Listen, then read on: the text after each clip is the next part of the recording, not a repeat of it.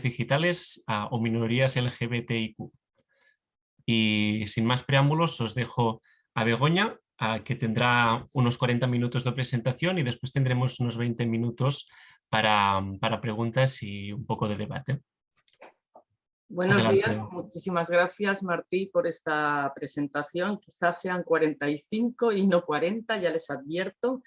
Bien, por supuesto, en primer lugar, antes de empezar esta charla que lleva por título Posthumanismo, Género, Cuerpo, Miradas Enredadas, quiero agradecer esta invitación a las organizadoras y particularmente a Estel Malgosa y Bruna Álvarez, porque para mí es una oportunidad para compartir con ustedes algunas ideas sobre lo que el posthumanismo puede hacer o nos permite hacer con el género y con el cuerpo, sin dejar de lado otro concepto muy importante que también aparece en el título de esta conferencia, el lío, el enredo. El posthumanismo, si es algo, es un momento de ruptura, de redefinición, de suspense. Es un cambio de mirada, nos invita a un cambio de eje. Con estas características, a nadie le extrañará que suponga una aproximación muy atractiva para la antropología, pues las antropólogas compartimos buena parte de estos presupuestos. En palabras de su representante más egregia, Rosy Braidotti, el posthumanismo es el momento histórico de constitución de un marco discursivo distinto desde un enfoque afirmativo, es decir, positivo, y desde un enfoque crítico, pero también creativo. El posthumanismo supone el final de la oposición entre el humanismo y el antihumanismo y nos invita a generar, abro comillas para citar a Braidotti, esquemas alternativos de pensamiento, de conocimiento y de autorrepresentación. Los debates sobre la diferencia sexual, sobre el género y sobre el cuerpo son fundamentales para el pensar y el hacer posthumanos, porque al proponer la superación de las oposiciones binarias entre lo dado y lo construido, entre materia y discurso y entre lo biológico y lo cultural, el posthumanismo cuestiona el modelo occidental hegemónico de pensamiento sobre la diferencia sexual, sobre los cuerpos y sobre los géneros. Evidentemente, en mi charla desarrollaré este punto. Existen muchas concepciones del posthumanismo y cierta confusión entre qué autoras son posthumanistas, cuáles son nuevo materialistas, etcétera, pero lo que es indudable es que todas las concepciones del posthumanismo son siempre feministas. Lo que se ha dado en llamar giro posthumano parte de la crítica sobre la producción de la categoría de lo humano y cuestiona los ideales antropocéntricos, androcéntricos, capacitistas, eurocéntricos y etnocéntricos que han encumbrado a ciertos humanos, hombres heterosexuales y blancos, fundamentalmente, al nivel superior de un universo clasificado según un pensamiento binario que separa la naturaleza de la cultura, lo humano de lo animal, mujeres y hombres, lo animado de lo inanimado, sujetos y objetos, etc. Añadir a esta lista de exclusiones en la construcción de lo humano a grupos de edad particulares que son objeto de esta conferencia podría muy bien ser una de las aportaciones de esta charla para pensar la infancia de un modo distinto y desde otro lugar. El posthumanismo entonces apela a nuestras ontologías, nuestras epistemologías y nuestras clasificaciones y nos invita a repensar el modo como clasificamos y cómo al clasificar creamos diferencias y sobre todo, esto es interesante para mí porque no hay tantos autores o autoras que destaquen esto, al crear diferencias otorgamos distinto valor a los elementos que utilizamos para la clasificación. Para mí, el repensar la clasificación, la semejanza, la diferencia y el valor es quizá una de las mayores aportaciones que puede hacer el posthumanismo a los estudios sociales y culturales. En esta conferencia estamos discutiendo tres potentes sistemas de clasificación: el género, la sexualidad y la edad. Todos ellos pasan por el cuerpo, un cuerpo que con frecuencia hemos invisibilizado y olvidado y que hoy goza de muy buena salud y no solo porque es el campo de batalla para el debate social sobre la sexualidad y el género, un debate muy ardiente, como ustedes saben, sino también que goza de buena salud porque el cuerpo se ha erigido a partir de los años 90 como un lugar de agencia. Espero que tras mis reflexiones seremos capaces de mirar los cuerpos no adultos como lugares de negación y represión, pero también como lugares de enunciación y agencia, es decir, como elementos significantes. Pues la infancia ha sido con demasiada frecuencia invisibilizada en las discusiones sobre cuerpo y género, a pesar de la creciente visibilidad social de las infancias trans. El posthumanismo no solo aspira a interrogar nuestros modos de clasificación, sino que también se caracteriza por enfatizar la relación por encima de la esencia. Las relaciones preceden a las singularidades y estas relaciones pueden ser materiales, discursivas, afectivas y son siempre, sin ninguna duda, complejas. Para el posthumanismo, el universalismo humanista, que decía ser humanista y universal, pero tomaba al hombre como medida de todas las cosas, debe ser criticado obviamente desde la epistemología, pero también desde la ética y desde la política, pues esta construcción de lo humano ha excluido a mujeres, a niñas, a personas racializadas, a disidentes sexuales, a personas que no cumplieran el estándar de una supuesta humanidad que condenaba a muchos seres humanos y a todos los considerados no humanos a la invisibilidad. Puesto que los hombres blancos, heterosexuales y adultos son aún referentes de lo humano, la cuestión del género, el cuerpo y la edad son ejes fundamentales de la reflexión posthumanista. Cuerpos, sexos y géneros están atravesados por nuestra lectura histórica de lo humano, pero también por distintos flujos de valor, de privilegios y de derechos. Braidotti afirma entonces que ese sujeto unitario del humanismo debe ser sustituido por un sujeto complejo y relacionado, un sujeto que esté enmarcado en el cuerpo, la sexualidad, la afectividad, la empatía y el deseo como cualidades principales. Esta sustitución para Braidotti se acompañaría de un posicionamiento ético afirmativo que partiría de una concepción Foucaultiana del poder como restrictivo, potestas, pero también como productivo, potentia. En mi lectura posthumanista de cuerpo, género y afectos, esta concepción del poder como represión, pero también como emancipación, es fundamental. Pero vayamos por pasos. ¿Qué hace el posthumanismo con nuestras clasificaciones? Nos urge a repensar la construcción de lo humano, pero también, en consecuencia, nos urge a repensar la dicotomía naturaleza-cultura. Haraway, una de las teóricas más influyentes de las últimas décadas, nos habla de nature cultures. No tenemos un cuerpo biológico y un género sociocultural que se superpone a esa realidad objetiva llamada cuerpo, mediante una correspondencia estable e infalible. El cuerpo ya no es la condición biológica para la diferencia sexual, ni el género es ahora puramente cultural. Cuerpo, sexo y género son nature cultures y están enredados, incrustados y enlazados entre sí con discursos, materias y afectos. Al hablar de naturaleza-culturas, la biología deja de ser una página en blanco para la inscripción social y pasa a ser, cito a Johansson, tan dependiente del contexto como la cultura. La corporeidad y la naturaleza están y siempre han estado influyendo e influidas por estructuras socioculturales histórica y localmente específicas, estructuras que están cargadas de poder. Cierro comillas. Desde el posthumanismo, entonces, resulta imposible afirmar que ciertas posiciones del sujeto o ciertas prácticas son más naturales que otras. Incluso es imposible afirmar que existe una verdad del cuerpo, un cuerpo verdadero y estable. Braidotti y Coleman hablan de los cuerpos como cuerpos en devenir para referirse a cuerpos atravesados por intraacciones, es decir, la intraacción es aquella acción entre distintos elementos que constituye esos elementos. La interacción supone la existencia de dos elementos antes de que entren en relación. La interacción niega la existencia de los elementos antes de la relación. Estos cuerpos posthumanos ofrecen múltiples posibilidades, pero en mi opinión el género siempre está en ellos.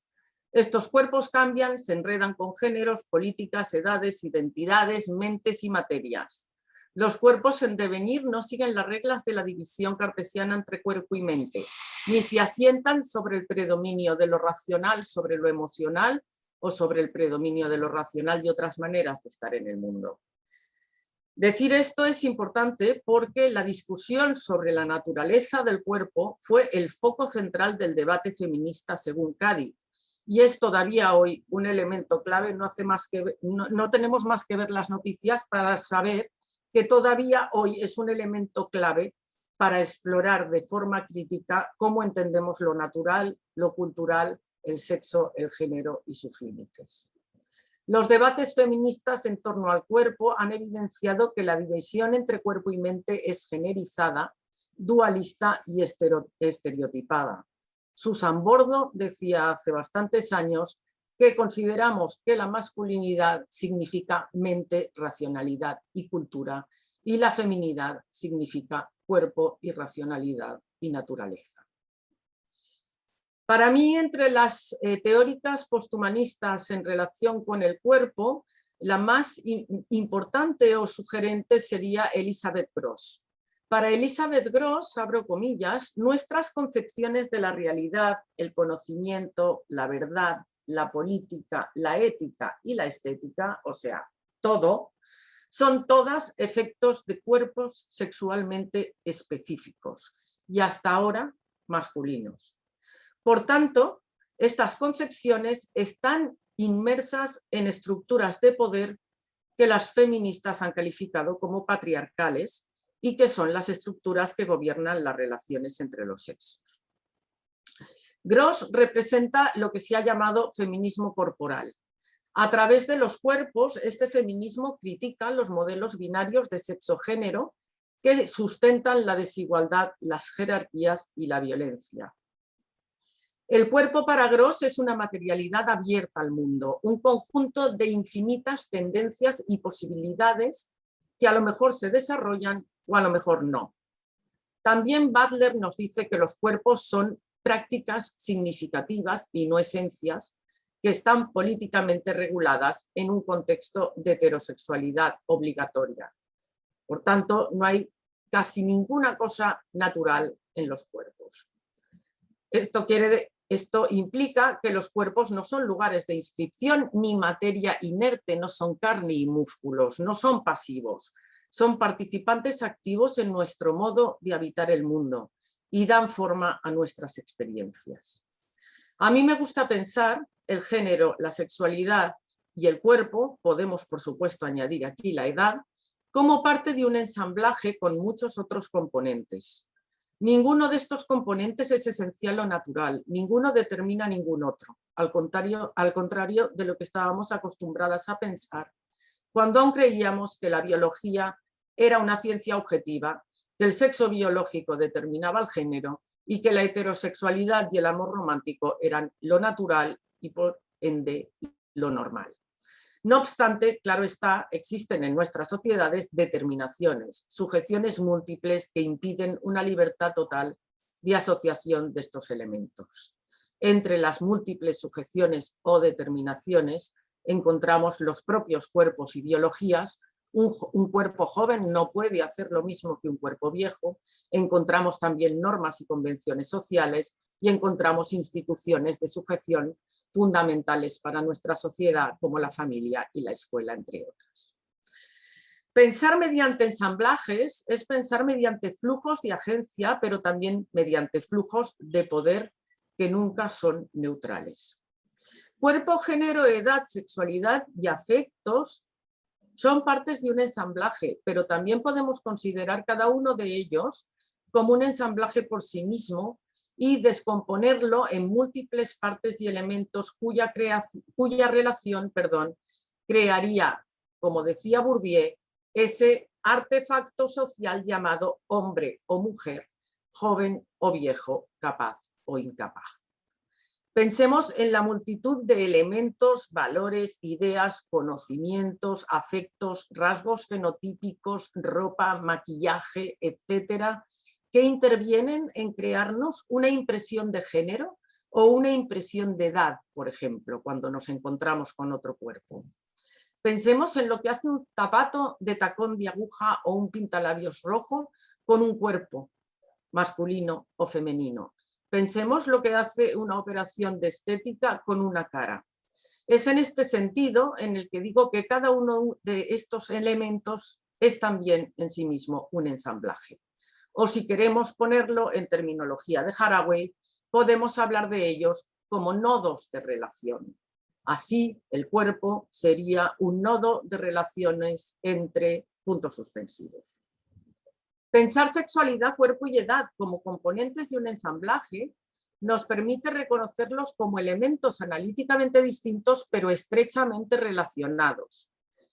Resulta ahora difícil establecer con claridad y con validez universal dónde comienzan unos y dónde terminan otros, porque se constituyen. Tampoco necesitamos priorizar unos sobre otros y decir qué es la diferencia sexual la que da origen a nuestra concepción del género o qué es la heterosexualidad la que construye el género y la diferencia sexual. ¿Para qué queremos priorizar? Fox y Aldred han trabajado con la sexualidad como ensamblaje y consideran, abro cita para ponerles un ejemplo, que un ensamblaje de sexualidad se acumula en torno a un evento como un beso erótico, que incluye no solo dos pares de labios, sino también distintos procesos fisiológicos, contextos personales y culturales, aspectos del entorno, recuerdos y experiencias, códigos sexuales y normas de conducta y potencialmente muchas otras relaciones particulares de este evento. Cierro comillas. Puesto que el posthumanismo desnaturaliza y desesencializa los cuerpos, nos invita a desplazar la pregunta respecto al cuerpo, al género y a la sexualidad desde el ¿qué es? A la pregunta ¿qué puede hacer? Este desplazamiento es fundamental. Deleuze y Guattari afirman, siguiendo a Spinoza, abro comillas, no sabemos nada de un cuerpo si no sabemos qué puede hacer, es decir, cuáles son sus afectos, cómo pueden o no entrar en composición con otros afectos, con los afectos de otro cuerpo, ya sea para destruirlos, para ser destruidos por ellos, ya sea para intercambiar acciones y pasiones con ellos. Cierro comillas. Sin duda, respecto al cuerpo, al género y a la sexualidad y las identidades que se enlazan con ellos, resulta mucho más productivo preguntarse por lo que pueden hacer y por la agencia que por la esencia.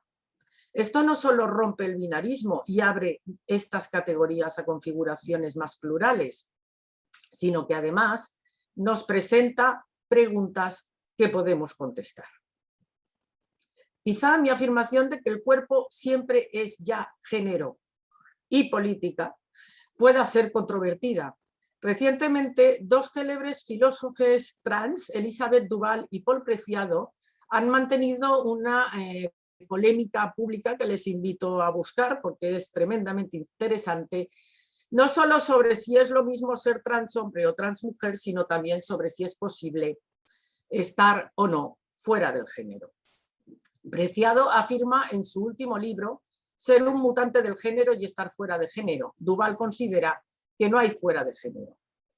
Para mí, el género, como dice Mann, tiene peso ontológico y aunque es una categoría ambivalente y vacía que podemos llenar con contenidos diversos, siempre está presente y siempre ha funcionado como y sigue funcionando como un modo de clasificación social, dando pie a identidades o identificaciones que podemos entender de forma fluida o estable, cerrada o abierta.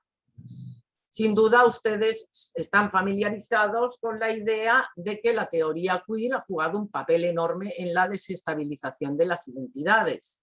Las teorías interseccionales también han sacudido las identidades estancadas y unitarias para complicar la forma en que pensamos sobre las identidades, mostrándonos que ser hombre, mujer, trans, gay, cis, etcétera, es una experiencia social diversa, atravesada por otras clasificaciones como la etnicidad, la clase, la religión, la sexualidad, la educación, la nacionalidad, la edad, la capacidad, etc.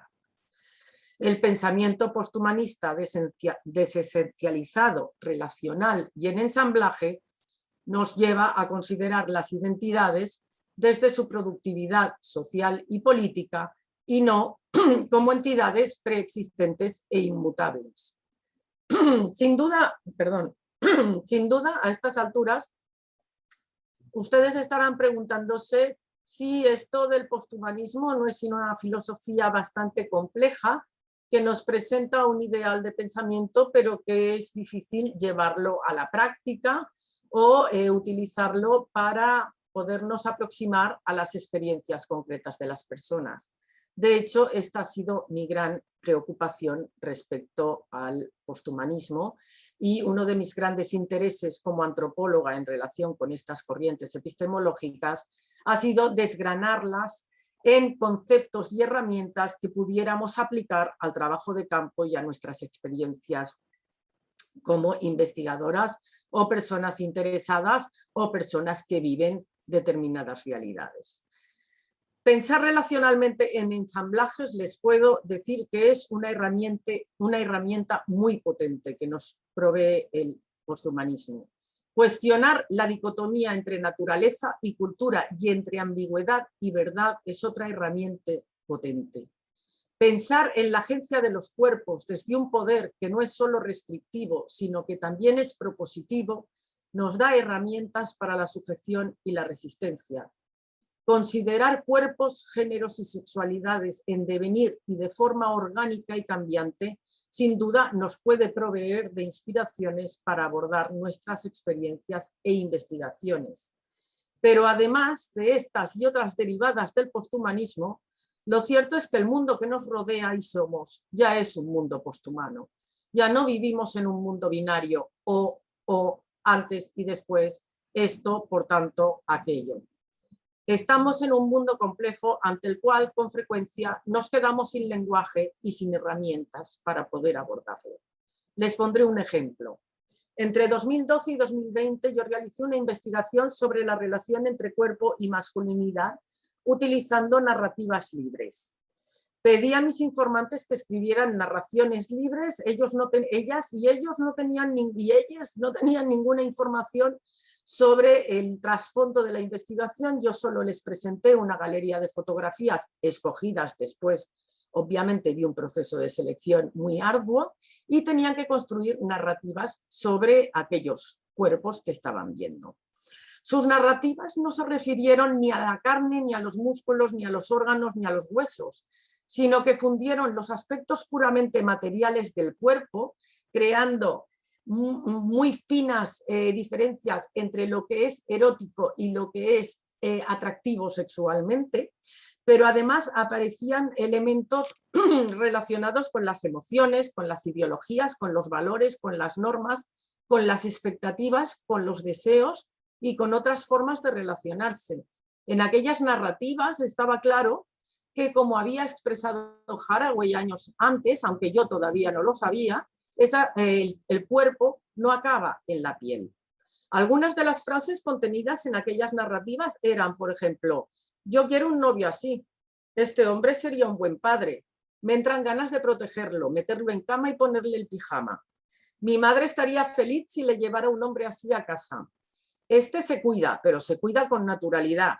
Y otras cosas que no puedo decir en público sin sonrojarme. Esas narrativas me mostraron que nuestras experiencias vividas a veces no pueden expresarse o contenerse a través de modelos antiguos, estáticos, y requieren herramientas y lenguajes diferentes y complejos. A mí, el posthumanismo me ha ayudado a dar cuenta de ellas, Los cuerpos devienen fluidos, vibrantes, múltiples y vivos, y el posthumanismo me da un lenguaje para poder aproximarme a ellos. La multiplicidad de relaciones condensadas y producidas por esos cuerpos sujeto-objeto me llevó a conceptualizar los cuerpos como cuerpos desbordados y a explorar los cuerpos desbordados como posibilidades para la acción social y política a partir de ese ser siempre cuerpo generizado y abierto. Los cuerpos desbordados son calificados por los afectos, las normas, las expectativas, los deseos, las imaginaciones y el arraigo de lo social en el individuo. No son carne ni materia, no son solo humanos, son materia y también discurso. Afectan y son afectados por nuestras relaciones y experiencias. Los cuerpos desbordados ya tienen género. El género, entendido como un hacer, como un verbo, como nos pedía Haraway, también se mostró en aquellas narrativas incontenible dentro de la piel. ¿Dónde está el género? Piensen ustedes en la respuesta a esta pregunta. ¿Dónde está el sexo? Todavía no tenemos una respuesta concluyente. Todos los cuerpos, los de los participantes en la investigación y los cuerpos de aquellas figuras representadas en la fotografía, se convirtieron en aquella investigación en cuerpos activos, agentes, cuerpos en acción, cuerpos en devenir, cuerpos desbordados. En consecuencia, los cuerpos desbordados son materialidades abiertas, constitutivas de las formas en que sentimos y formamos nuestras experiencias. Condensan el mundo exterior y relacionan nuestra carne con normas, valores, poder, expectativas, hegemonías e ideologías. Son materia y son discurso, producen género y son producto del género. En los cuerpos desbordados, la sexualidad, el género, la edad y el cuerpo son co-constitutivos unos de otros. Los cuerpos desbordados expresan las múltiples potencialidades de los cuerpos y sitúan el cuerpo generizado como una herramienta política, como un nodo desde el cual abordar y transformar nuestras políticas del ser. Igual que los cuerpos siempre van cosidos al género y el género siempre está cosido a cuerpos, género y cuerpo siempre se refieren a privilegios, a hegemonías, a derechos y exclusiones. La edad sigue siendo en este sentido un importante marcador no solo del estatus social, sino también de los derechos de la ciudadanía. Cuerpo, género, edad y sexualidad no son neutrales políticamente y están atravesados por flujos de poder que son diferenciales. Como afirmó Gattens hace tiempo, el cuerpo neutral asumido por el Estado liberal es un cuerpo que no ha sido nunca neutral, como he comentado antes, ha sido siempre un cuerpo masculino y adulto. Nuestros sistemas jurídicos y políticos tienen al hombre adulto como modelo. Por eso, el cuerpo desbordado es ya un cuerpo generizado y un cuerpo político que trasciende la idea de que el cuerpo es una biología inmutable, de que el género está naturalmente superpuesto al cuerpo, de que la heterosexualidad es nuestra referencia única y de que la edad debe ser el marcador de potencias e imposibilidades. El cuerpo desbordado critica esto y nos pone de relevancia además que esto que se nos ha presentado como un significado eterno, como Bourdieu decía, es solo el producto de un trabajo de eternización, de objetivación llevado a cabo por instituciones como la familia, la iglesia, el Estado y la escuela. A pesar de esto, y a pesar de que lo tenemos muy claro, que no hay nada de natural en el cuerpo y de que el cuerpo no es neutral, y el género tampoco, la sexualidad tampoco, la edad tampoco, en términos de género y política, con frecuencia, como muestran las corrientes antigénero actuales defendidas por las derechas populistas, seguimos viendo la diferencia sexual, el cuerpo, el género y la sexualidad como algo natural e inmutable. Teniendo en cuenta que sobre el dimorfismo sexual se asientan nuestros sistemas de producción y reproducción social, desmontar su eternidad y naturalidad parece hoy una urgencia. pero no es hoy una urgencia, ha sido siempre una urgencia. Ya en los años 70, la antropóloga Gay Rubin, en una cita que siempre que tengo oportunidad de hacerlo comento, decía que el género es una división de los sexos socialmente impuesta y un producto de las relaciones sociales de sexualidad, porque desde el punto de vista de la naturaleza, si lo pensamos bien, los hombres y las mujeres nos parecemos más entre nosotros de los que nos parecemos, por ejemplo, a un árbol, a un canguro o a una palma. Entonces, Rubin decía, la idea de que los hombres y las mujeres somos más diferentes entre nosotros que de cualquier otra cosa, no proviene de la naturaleza. Lejos de ser una expresión de diferencias naturales, la identidad de género exclusiva es la supresión de semejanzas naturales. También Yanagisato y Collier, en su celebérrimo libro Gender and Kinship de 1987, criticaron la tendencia a atribuir la organización social del género a la diferencia biológica de hombres y mujeres en la reproducción.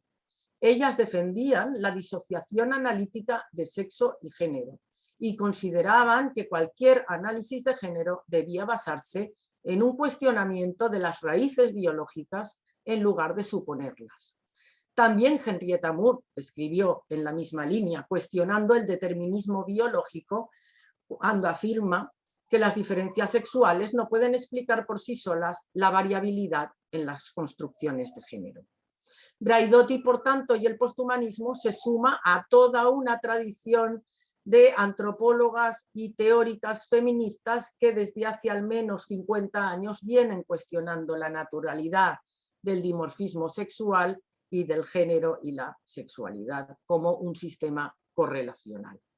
Braidotti apunta que la diferencia sexual es irreductible a la biología, a la cultura y a la construcción social, puesto que no es ni totalmente dada ni está totalmente construida, sino que es ambas cosas. Butler afirma, a su vez, que la diferencia sexual no es un hecho, pero tampoco el efecto de un hecho. Es a la vez psíquica y social. Así, el posthumanismo, respecto a este tema, construye sobre un cuestionamiento que no es nuevo. La pregunta a hacerse entonces es, si no son naturales, ¿por qué y para qué determinadas relaciones sociales son conceptualizadas en términos naturales? En intentar dar respuesta a esta pregunta ando yo en estos momentos. A esta pregunta le seguiría otra. ¿Por qué suprimimos las semejanzas naturales para enfatizar la diferencia, que además utilizamos no propositivamente, sino como un elemento para marcar pertenencia y exclusión, privilegio y subordinación, valor e invisibilidad? Braidotti considera que el posthumanismo nos provee de herramientas para entender y defender la diferencia como algo positivo y no sencillamente como algo que dé lugar a sonoras exclusiones, como hemos estado viendo a lo largo de esta charla. Sin duda, semejanza y diferencia como elementos para la clasificación lo tienen que ver todo con las identidades. Malouf ya nos advirtió hace muchísimos años que las identidades y las dinámicas de exclusión que activan son asesinas, pero también son emancipadoras, y el posthumanismo enfatiza esto. Hablaré, por tanto, de las identidades como ambivalentes y desde su funcionalidad. El posthumanismo y las epistemólogas feministas, entre las que ya he nombrado unas cuantas, Judith Butler se considera a veces posthumanista, Karen Barat, Donna Haraway, Elizabeth Gross, Lucy Ligaray, Braidotti, todas estas teóricas rechazan las identidades unitarias centradas sobre el ideal humanista eurocéntrico y normativo, y al mismo tiempo afirman la imposibilidad de hablar desde una única voz unificada sobre mujeres, otros sujetos marginados y otras etnias. Esto, que como ustedes habrán acertadamente deducido, entronca a la perfección con la interseccionalidad y la descomposición de las categorías, ciertamente es mucho más fácil de hacer en teoría que en la práctica, porque las identidades son paradójicas y a día de hoy todavía necesitamos identidades o identificaciones para construir la unidad, para marcar límites entre quienes pertenecen al grupo y quienes no, entre quienes están dentro y quienes están fuera. Ciertamente las identidades, al unirse y expresarse políticamente, imponen una igualdad totalizante y proclaman así es como somos, creando una insularidad étnica y un falso universalismo que es difícil de romper porque este universalismo es una precondición para la consideración de distintas personas, no solo como diferentes frente a los otros, sino también como iguales entre sí. Aquí pensarán ustedes los presupuestos posthumanistas al negar las identidades unitarias, etcétera, se han metido en un lío, pues nos inducen a no pensar en categorías identitarias cuando nuestras experiencias encarnadas están constantemente atravesadas por estas categorías: hombre, mujer, niña, adulte, capaz, no capaz, educade, no educade, binario, no binario, cis, trans, etcétera, etcétera. Unas categorías que son a la vez prescritas y emancipadoras. Pero les voy a dar una pista para salir de este lío. Si retomamos esa máxima tan importante de descentrar la pregunta desde el qué es hasta lo que hace, salimos fácilmente del lío, porque al fin y al cabo lo que nos condiciona, oprime o emancipa es lo que las identidades hacen y no lo que las identidades son. En relación con el género y la sexualidad, adultos y niñas estamos atravesadas por procesos casi contradictorios. Al mismo tiempo que la teoría queer nos invita a vaciar de esencia la identidad, sabemos que las identidades funcionan políticamente y aumentamos las clasificaciones. Nos sirven para entendernos. Tanto las masculinidades como las posiciones disidentes de sexo, género, sexualidad están hoy sobrecategorizadas. Demisexual, pansexual, genderqueer, genderfluid, transgender, agender, no binarias, trans, cis, gender neutral, asexual, sapiosexual, queer, abrosexual y otras se enredan con masculinidades hegemónicas, híbridas, tóxicas, virales, fluidas, dominantes, alternativas, nuevas, tradicionales, viejas, etcétera. Y todos estos términos no me los he inventado yo, estos términos están disponibles. Ya lo decía Jeffrey Wicks. Los procesos de categorización son infinitos e interminables, casi imposibles de suprimir. Categoricemos entonces, pero dejemos de preguntarnos por la verdadera esencia de la identidad o las identidades y preguntémonos por sus efectos y lo que podemos hacer con ellas. Iré ya terminando aportando lo que el posthumanismo nos da en relación con los ejes de esta charla. En relación con lo que hace el posthumanismo con el cuerpo, el posthumanismo sitúa al cuerpo en el centro de los debates sociales como un elemento activo y con agencia. Enlaza el cuerpo con el género y desde una lectura compleja del ensamblaje cuerpo-género-sexualidad-afectos se acerca críticamente al modo como hemos construido los sistemas de clasificación. Desesencializa, desnaturaliza y desestabiliza cuerpos y géneros con una aproximación crítica pero también creativa. Los cuerpos posthumanos son liminales sin límite, transitan, cambian, resisten, son cuerpos desbordados. Sitúa al binarismo como una posibilidad más, entre otras, de relación entre los diferentes componentes de ensamblajes. Convierte las determinaciones, la linealidad y el mecanicismo en encarnaciones, actuaciones, líos e incrustaciones. Y sitúa el cuerpo desbordado y en devenir como espacio de lucha y violencia, como el lugar donde se reproducen las hegemonías y las subalternidades, pero también como el lugar donde se producen las emancipaciones. Esto lo hace mediante al menos 6 movimientos, 6 cambios de eje que yo en mis publicaciones recientes he llamado desplazamientos. Hasta el momento he identificado 6, algunos de los cuales he comentado en esta charla. El primer desplazamiento es dejar de preguntarnos qué es para preguntarnos qué puede hacer, qué hace y para quién. El segundo desplazamiento se refiere a pensar mediante ensamblajes. El tercer desplazamiento supone pensar la materia, es decir, el cuerpo, no como materia, sino también como discurso, que es materia, que es discurso, y los cuerpos como nodos productivos y los géneros como verbos.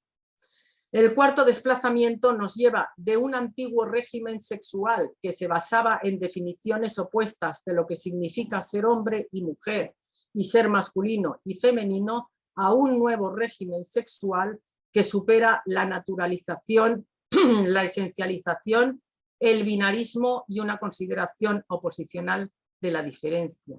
Este nuevo régimen sexual abre múltiples posibilidades a los cuerpos. El quinto desplazamiento nos lleva del cuerpo al cuerpo desbordado. Y por último, el sexto desplazamiento consiste en incorporar a nuestros análisis la circulación de los afectos como elementos fundamentales en el campo social. Esto implica incorporar la agencia, el cuerpo y la relación como propiedades de todos los actores sociales, de cuerpos y mentes, de humanos y no humanos. En definitiva, contar con el posthumanismo para abordar críticamente cómo construimos las categorías con las que pensamos el cuerpo, la sexualidad, la edad y el género es hoy más necesario que nunca, dado el contexto de revitalización de las posiciones conservadoras, tradicionales y contrarias a la justicia de género. Situar el cuerpo como un dispositivo complejo, generizado, agencial y político, capaz de afectar y ser afectado, nos invita a entender, pero también nos invita a pensar, a vivir y ser en un mundo más habitable. Gracias. Muchísimas gracias, Begoña. Quien quiera puede hacer preguntas, creo que en el chat, y si levanta la mano lo vamos a ver.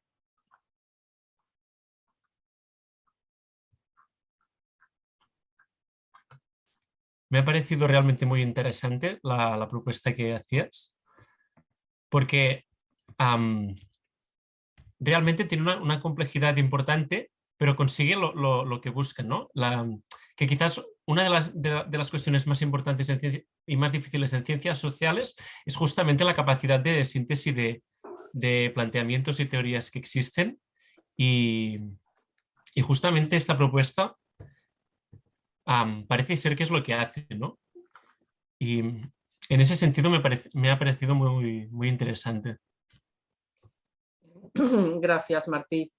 A ver, las distintas epistemologías feministas con las que yo he trabajado, di un curso una vez sobre epistemologías feministas y yo consideré, lo digo porque no hay un corpus estable, es como la teoría queer, ¿no? Que Teresa de Lauretis decía, qué horror se ha institucionalizado.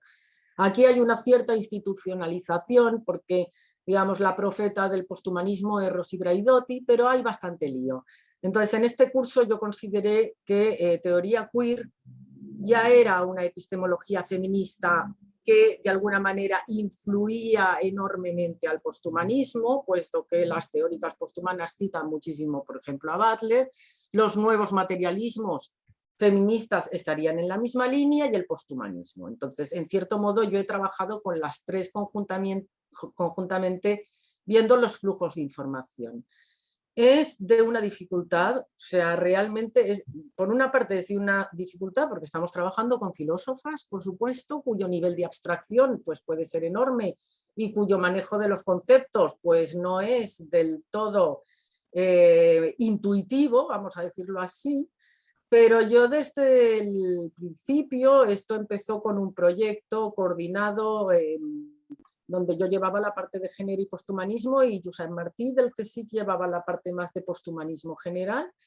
Nosotros desde el principio teníamos la intención, o sea, teníamos la intuición de que esto como antropólogas nos iba a servir para dar lenguaje a ciertas realidades que nos estábamos encontrando y por otra parte yo era consciente de que había que hacer un ejercicio, perdonadme por el término, de traducción. Es decir, perdonadme por el término porque el término traducción significa hay esto, llego a esto, ¿no? Pero para que nos entendamos. Y bueno, esto es lo que yo intento hacer, ¿no? O sea, tomar estas teorías ver qué me pueden aportar a mí en mi experiencia de campo para mirar más allá de lo que para mirar más allá, o para sencillamente no obsesionarme con preguntas que no puedo contestar, ¿no? Y bueno, si se ha entendido esta intencionalidad, pues la verdad es que a mí me satisface, claro. Muchas gracias. Bruna Álvarez tiene la mano levantada. Si quiere preguntar, adelante. Sí, muchas gracias a Begoña. Ha sido, bueno, súper interesante siempre, justo cuando tú te has planteado, ¿no?, este materialismo de cómo se baja todo esto, es lo que yo, la primera pregunta que tenía anotada, porque, claro, te escucho, pero lo recibo como antropóloga y etnógrafa, y que un poco lo que tú estás diciendo en base al trabajo de campo que estamos haciendo. Entonces, bueno, como que me he quedado desde este lugar de pensamiento, esta idea de los binarismos, ¿no? Ahora que estabas diciendo, ¿no?, estos 6 desplazamientos, esta idea de pasar, de pensarnos desde un nuevo régimen sexual que ya supere el binarismo. Entonces yo me estaba planteando, cuando estamos haciendo este trabajo de campo en la escuela, ¿cómo se puede superar este binarismo cuando, y aquí es la pregunta y el nudo, ¿no? Yo analizo la realidad o este contexto binario, pero ahora ya no sé si lo analizo como binario porque lo que me da el campo es binario, porque yo estoy dando desde una perspectiva EMIC esta perspectiva binaria. Y esto hace tiempo que me lo planteo cuando leímos a Malinowski y Margaret Mead, y como estos antropólogos que se fueron, ¿no?, a sociedades con estos terceros géneros, o lo que se llamaba a principios del siglo XX, esa idea de hermafrodita, que eran incapaces de entender el género desde otro lugar. Entonces me planteo, ¿nos estará pasando lo mismo cuando analizamos esto? Entonces, si nos puedes dar alguna pista o alguna clave para poder entender estas situaciones desde otro lugar. Gracias, Begoña. Muchísimas gracias por el comentario. Yo sé que siempre se dice, hoy muchísimas gracias por la pregunta porque es muy interesante, pero en este caso lo digo absolutamente de verdad, porque esta es justamente una de mis obsesiones. Voy a poner un par de ejemplos y luego elaboro un poco más la respuesta. Cuando yo hice mi trabajo de campo con activistas LGTBI, entrevisté a una muy célebre activista trans, Marc Ambroyer, tengo permiso para dar su nombre, en Sevilla, y hablábamos de la teoría queer y la desestabilización de las identidades, y Marc Ambroyer me dijo, 40 años luchando por tener una identidad y ahora resulta que me dicen que las identidades no existen. Ahí tenemos dos ejes, ahí tenemos dos cosas que están pasando, ¿vale? Otro ejemplo, también del trabajo de campo, ¿no? Un líder activista de Valencia hablando sobre la relación, bueno, sabéis que hay un activismo LGTBI más mainstream y un activismo más queer, ¿no? Y hablando del activismo queer, este era presidente de una organización LGTBI, miembro de la FEL, y me decía, bueno, es que está muy bien ser queer, pero no todo el mundo tiene posibilidad de ser queer. Un estudiante de sociología tiene mucho más fácil ser queer que una cajera de Mercadona. Otra vez, ahí tenemos, ¿no? Posibilidades y sujeciones, determinaciones, ¿no? Entonces,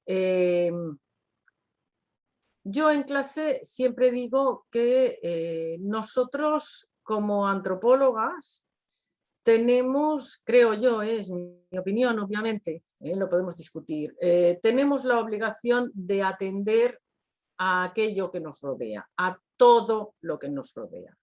Es decir, yo no puedo predicar el credo posthumanista y cargarme el binarismo, las identidades y cargármelo todo, cuando resulta, y creo que en la charla lo he dicho, ¿no?, que nuestras experiencias encarnadas requieren de esos lugares de sujeción, porque son los lugares conocidos, ¿vale?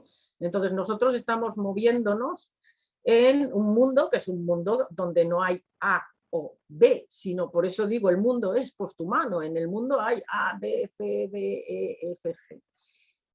La pregunta que tú hacías en concreto, Bruna, obviamente es una pregunta muy difícil de contestar, pero yo en mi experiencia creo que nuestra aproximación al campo es completamente distinta en función de la pregunta que tenemos detrás. Es decir, si tú en una escuela estás trabajando con binarismo, porque el binarismo es lo conocido, el lugar seguro, el refugio, aquello que todo, pero tú estás trabajando sabiendo que el binarismo no es. El binarismo es lo que hay en relación con un montón de componentes y condicionantes que han hecho que sea lo que hay predominantemente. Tu acercamiento al campo va a ser completamente distinto de si tú vas al campo, encuentras binarismo y encima consideras que el binarismo es que es lo que toca, porque esto es lo natural, porque las peras se juntan con las peras y las manzanas con las manzanas. Es decir, por tanto, las preguntas y nuestra mirada en el momento de acercarnos al campo ya sitúan esa situación social, perdón por la redundancia, en un marco de significación o significancia que dicen las posthumanistas, que no hablan de significación sino significancia, porque la significación es como derivada y la significancia es que se tiene, ¿no? En un marco de significancia distinto. Yo creo que sí es un cambio. Yo, por ejemplo, para mí el desplazamiento, estos desplazamientos, digamos, los he teorizado yo, obviamente no los he cogido de nadie, ¿no? Por si no había quedado claro. Para mí el desplazamiento de qué es a qué hace ha sido liberador. Porque claro, yo que he trabajado con identidades LGTBI, o sea, ¿qué es? O sea, un beso entre hombres te convierte en o no te convierte en. ¿Ya eres o no eres? Esto es una pregunta que llevamos, tú hablabas antes del hermafroditismo, o sea, llevamos al menos 2 siglos y medio, desde el 18 que empezó a debatirse el hermafroditismo con preguntas sobre las identidades sexuales que todavía no contestamos, ¿no? Entonces, pues eso, ese desplazamiento, por ejemplo, a mí me ha ayudado muchísimo a acercarme al campo de otra manera, ¿no? Ayer justamente asistí a un seminario de un antropólogo que había hecho etnografía en los Balcanes después de la guerra de los Balcanes, no era nada posthumano, nada, nada, nada, nada, y decía, ¿cómo es posible hacer una lectura no identitaria, ¿no?, de un conflicto como el de los Balcanes, ¿no? Y justamente llegaba a la conclusión, que me hizo muchísima gracia, de que lo que es importante es lo que las identidades hacen y no lo que las identidades son. Dice, porque allí en la guerra, cuando tú, después de la guerra, cuando tú entrevistabas a la gente decía, pero si nadie sabía que soy yo y yo no sabía lo que eran los otros.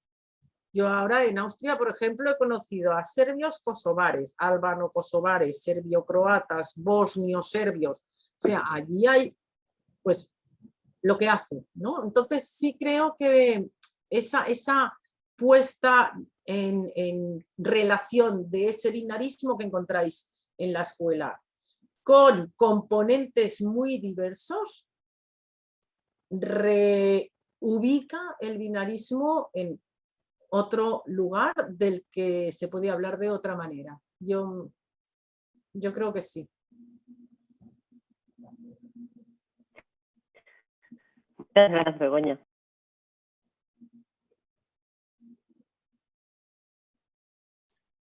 No sé si alguien tiene alguna otra pregunta. De momento no hay manos levantadas.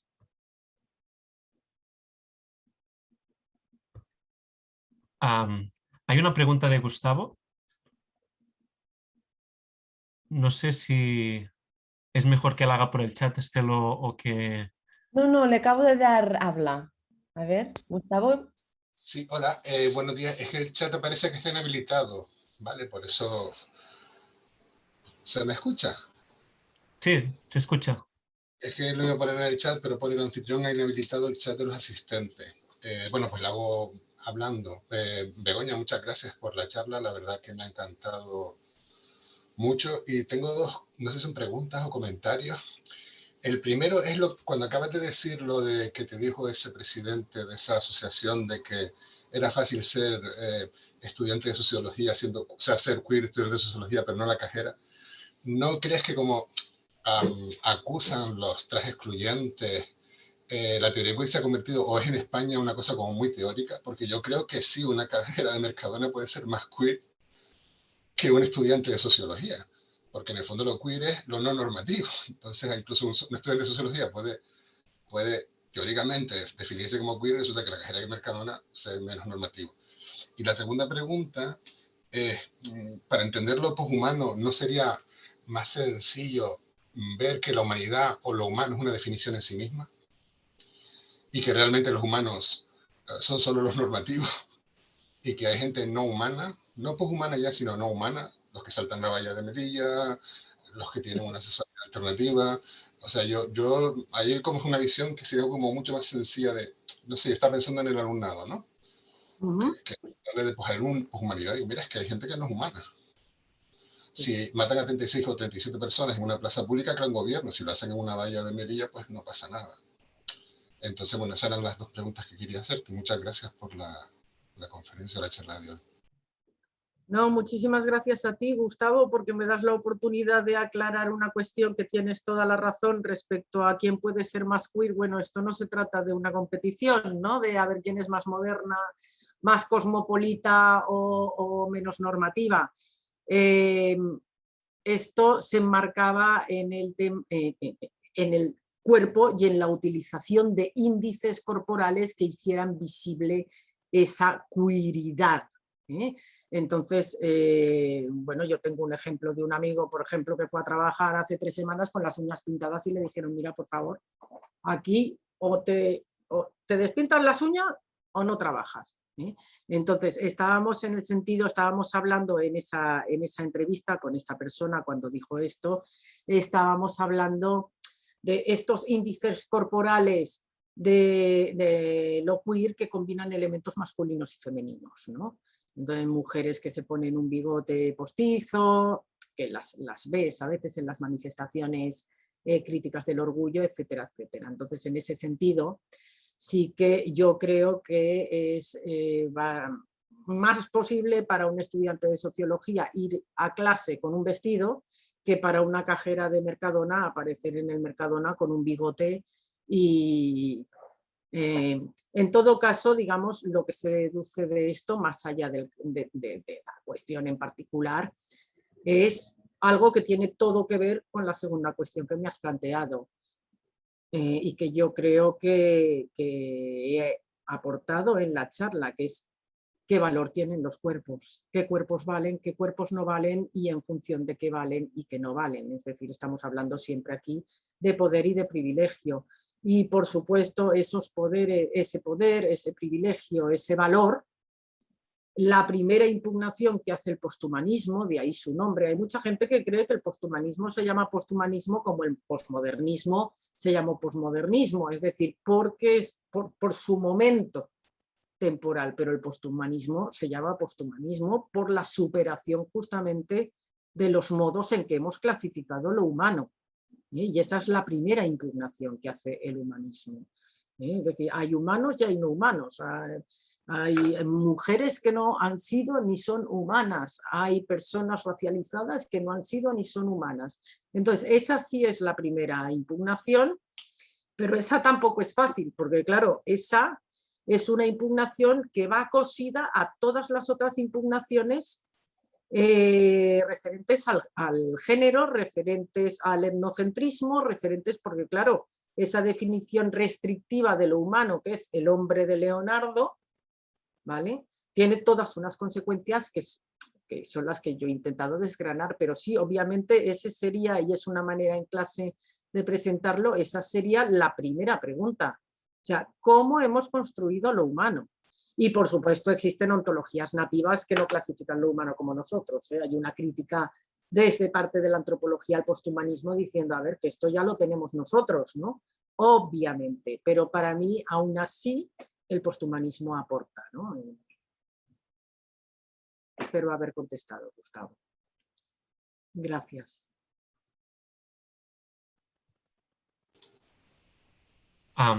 Muchas gracias. Son las 10:30. Creo que ahora hay un break y nos volvemos a reunir dentro de, si no me equivoco, 1 hora. Estel. No, tenemos un break de 15 minutos y nos volvemos a conectar. Begoña, decirte que me ha encantado y estaba a punto de levantar la mano, entonces aprovecho. Para mí me ha servido muchísimo, muchísimo tu perspectiva de ensamblaje, sobre todo para entender, me acuerdo que te comenté que estaba encallada durante años entre qué iba antes, el género o la sexualidad. Y cuando te escuché con el tema del enredo y el ensamblaje me encantó. Y me gustaría, ahora me he quedado como pensando cómo incorporar, tú también incorporas los afectos en este ensamblaje. Nosotras en el campo, ¿de qué manera? ¿Cómo podríamos incorporarlos, los afectos? A ver, es más, digamos, lo que es difícil, yo no lo hago, pero Josep Martí sí lo hace. Bueno, yo no lo hago, sí que lo hago, pero no lo pienso como ensamblaje, lo pienso como mapa. Las famosas cartografías de Braidotti, el cartografiar que ahora se ha puesto tan de moda. El Josep dibuja los ensamblajes, ¿vale? Entonces, se trata de ir añadiendo elementos con círculos, con flechas. Esto yo lo hago, pero ya digo, yo lo pienso como mapa, no como ensamblaje. Entonces,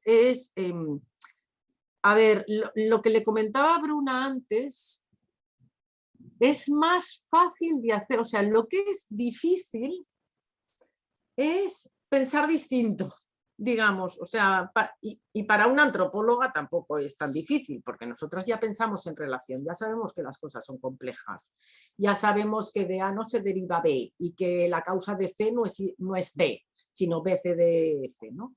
Pero digamos, para mí lo más complejo es pensar que si tú vas a abordar una realidad concreta, tienes que pensar en grande, partir de aquella realidad y ir dibujando o un mapa o un ensamblaje, como tú quieras, en el que los afectos sean importantes. ¿A qué le llamamos afectos? Aquí viene la segunda parte. Claro, yo en este tema no he podido entrar, porque de hecho ya me he saltado una parte de la charla cuando he mirado la hora, ¿no? Pero igualmente en los afectos no entraba porque es imposible. Dependía de lo que le llamamos afectos. A ver, hay posthumanistas estrictas o no son posthumanistas, no lo sé. Por ejemplo, Brian Massumi, que toma el término afecto vía Deleuze y vía Spinoza, que es, digamos, Spinoza es el filósofo monista que es la base de todo esto, ¿no? Del posthumanismo. Para ellos los afectos son la capacidad de afectar y ser afectado. Es decir, no estamos hablando de amor, piedad, compasión, caridad, ilusión, ¿vale? Estamos hablando del estar en el mundo con cuerpos, géneros abiertos y por tanto abiertos al mundo, o sea, tú abierto al mundo y el mundo abierto a ti, con capacidad agéntica, ¿vale? Hay gente que está considerando los afectos así, como la capacidad de afectar y ser afectada. Massumi, por ejemplo, tiene una clasificación entre afecto, sentimiento y emoción. Afecto sería pre-racional y pre-social, es estar en el mundo, ya es tener afectos, porque evidentemente lo sepas o no, ya eres afectado y afectas. Para Massumi, por ejemplo, el sentimiento ya sería la percepción personal de si afectar y ser afectado, y la emoción sería la versión social. ¿Vale? Entonces, yo he considerado, bueno, en ciencias políticas hay 2 personas que trabajan los afectos y que son muy buenas y para mí referentes, Birgit Sauer y Brigitte Bargets, que igual que Sara Ahmed con su circulación social de los afectos, consideran que esta distinción entre afecto, sentimiento y emoción a la hora del análisis cultural pues no es una distinción que a nosotros nos aporte demasiado. realmente, porque claro, de prerracional, pre no sé qué, bueno, pues vamos a dar por dada la capacidad de ser afectado, que es estar en el mundo, y vamos a hablar de afectos, ¿no? Hablo de Ahmed lo hace, Barguets también, Isauer también, para englobar sentimientos, emociones y afectos. Pero eso sí, partiendo de la idea de que el estar en el mundo es afectar y ser afectada. Entonces, bueno, es sencillamente atender a los afectos. Mira, te pongo un... me estoy enrollando mucho. Te pongo un ejemplo que parece muy sencillo, pero me ha costado muchísimo, muchísimo, muchísimo. Es como esto, ¿no? La charla de hoy que dices, parece sencillísimo en lo que decías tú, Martín, ¿no? El transmitirlo es un complejísimo, ¿no? El ejemplo es, la gente que estudia el populismo antigénero de derechas en Europa en estos momentos, yo el último trabajo de campo que he hecho ha sido con la izquierda independentista y discursos de género, cuerpo y afectos, ¿vale? Pero hay mucha gente que está trabajando la derecha, la mayoría. Esta gente considera que el antigénero es el elemento que vincula para estos populismos toda una serie de otros elementos, como por ejemplo la xenofobia, el racismo, el fundamentalismo religioso, el supremacismo blanco. El antigénero sería la cola de pegamento, es decir, la cola que engancha estos elementos, ¿vale? Juntos, pero y que circulan en los discursos antigénero. Bien, yo creo que no es el antigénero, no es la cola, ni el género es la cola. Lo que es la cola son los afectos que ese antigénero pone en acción.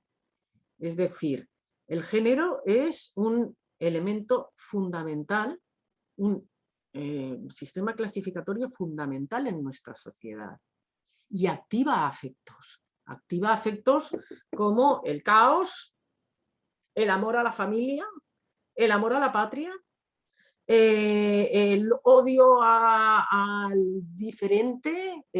Y para mí lo que es importante en estas posiciones antigénero es que esa posición antigénero lo que activa son resortes muy profundos de cada una de nosotras, porque todas sabemos de lo que estamos hablando cuando hablamos de género. Y todas sabemos qué es una familia y en qué se basa una familia. Y todas sabemos lo que es un proceso de socialización y en qué se basa. Entonces, no sé si este ejemplo te sirve, Estel, ¿vale? Pero es un poco pensar incorporando los afectos. Digamos, no es, lo que es complejo es incorporarlos, ¿no? Pero no es más allá de en el papel, ¿no? O en la cartografía o en el ensamblaje tenerlos en cuenta. Mil gracias, Begoña, lo he entendido perfectamente y me ha servido mucho. Gracias. Pues me alegro muchísimo.